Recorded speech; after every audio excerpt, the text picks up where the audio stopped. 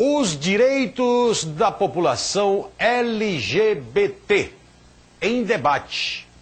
Direitos em debate hoje no auditório da UEMA Imperatriz. Eu vou tratar sobre o evento com o defensor público, Dr. Eduardo Tavares de Oliveira, a quem agradecemos pela presença aqui no Imperatriz Acontece. Afinal, como estão os preparativos e quais as expectativas para esse evento? Boa tarde, doutor. Boa tarde. A Defensoria Pública foi convidada, pela UEMA e pelo grupo de alunos a falar sobre a teoria queer e o direito da população LGBT. Uma das missões da Defensoria Pública como instituição essencial à justiça tem como um dos objetivos educar direitos. Então a gente agradece desde já o convite, a gente vai estar lá hoje às 7 horas, e a gente vai falar o quê? O que é essa teoria queer? Quais são os direitos que a população LGBT tem como um grupo de pessoas que são vulneráveis no sentido de que sofrem preconceito por serem gays, lésbicas, transvestis e transexuais.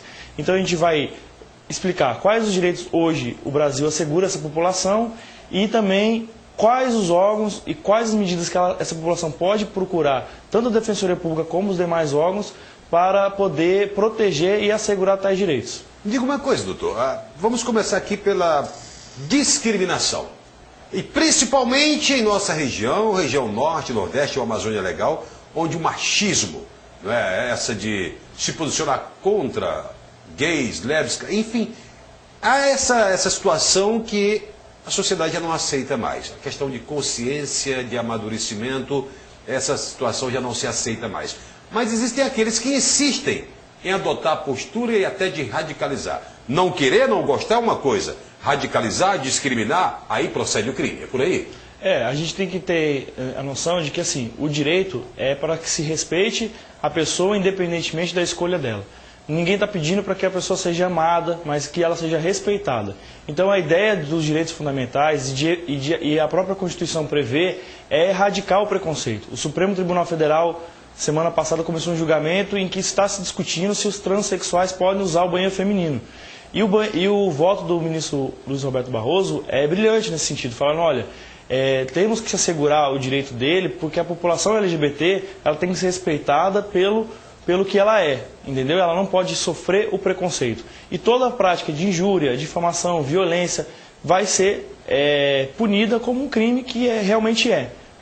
Então, a gente tem que entender que nós vivemos realmente uma sociedade um pouco conservadora, que tem preconceito tanto na região norte quanto na região nordeste, de modo geral no Brasil todo, mas que a cada vez mais, tanto o Poder Judiciário quanto os órgãos executivos garantem direito a essa população, seja pela pensão, seja pelo casamento, seja pela adoção, que foi o caso da cantora Cássia Eller, que a companheira dela pôde continuar com a guarda e adotar a criança.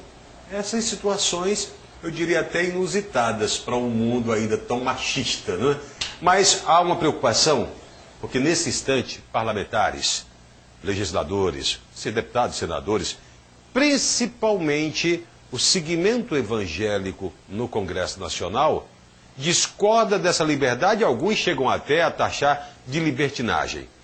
Na condição de operador do direito, como o senhor observa essa postura?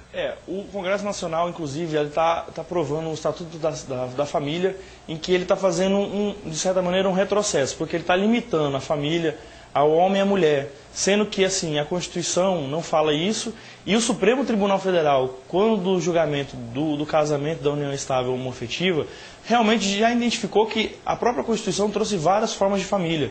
A mãe solteira que tem um filho, o casal homoafetivo, Então, a ideia é que existe uma quantidade maior de famílias, não só aquela família formada pelo homem e pela mulher. Então, se aprovando um projeto de lei, você está retrocedendo. Isso, obrigado. Porque o que acontece? Você está limitando uma coisa que não foi limitada pela Constituição e a sociedade, conforme o caminhar que está andando hoje, pelas decisões do Supremo, do Superior Tribunal de Justiça, é no sentido de que aceitamos a união homoafetiva e que ela é uma forma de família tão digna quanto as demais formas. Interessante, porque essa discriminação hoje patrocinada principalmente no Norte e Nordeste, aqui na Amazônia Legal, ela não se coaduna com o pensamento de outros centros mais avançados, como Rio, São Paulo. Por lá já se convive bem com essa situação. Existem aqueles, mas são fatos excepcionais, que discordam e partem até para agressão, às vezes até matam, não é? Encontram na rua, discriminam, procuram colocar ou relegar o terceiro plano, submete a constrangimento. Tudo isso é crime, né, doutor?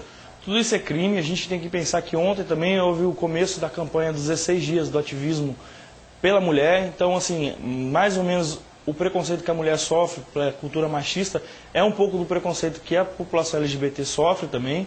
Então, assim, é um processo que a sociedade brasileira tem que ter de educação em direitos, de conscientização e também de respeito ao próximo, né? Então, enquanto a gente não tiver uma sociedade esclarecida e que garanta o direito tanto da pessoa gay, quanto da pessoa lésbica, quanto da pessoa transexual, de poder frequentar uma escola, participar do Enem, poder utilizar o banheiro que realmente deseja ou que entende cabível, a gente vai ter esse problema de preconceito e esses crimes de ódio, esses crimes de preconceito, eles vão continuar existindo, que também deverão ser punidos.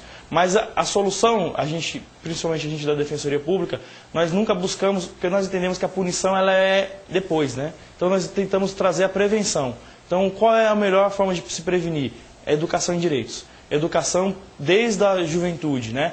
A gente teve a oportunidade, alguns anos atrás, de tentar, que se popularizou de maneira pejorativa, de falar em kit gay nas escolas públicas, mas a Argentina, o Chile, desde 2006, trabalha com educação de gênero para mostrar para as crianças e adolescentes dentro da escola, já na adolescência, que existem determinadas famílias que são compostas por homens e homens, mulheres e mulheres.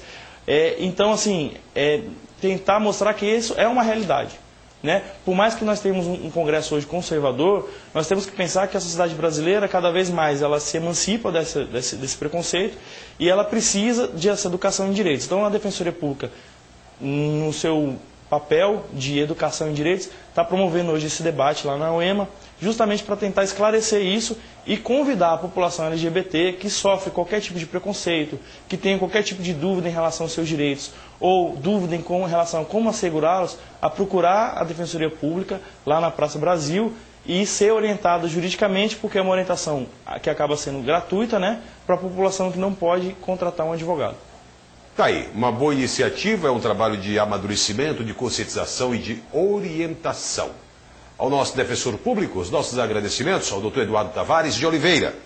E havendo algo a acrescentar, por gentileza, doutor, fique à vontade. Então, eu só gostaria de agradecer o convite aqui da entrevista e convidar todo mundo, a população em geral, os movimentos sociais, a população LGBT e os alunos das todas as universidades aqui e dos cursos de ensino médio a comparecer hoje na UEMA para a gente fazer esse debate, a gente poder tirar essas dúvidas e a gente se mobilizar enquanto sociedade civil em ter uma sociedade mais igualitária, mais justa e com menos preconceito. Isto chama-se amadurecimento.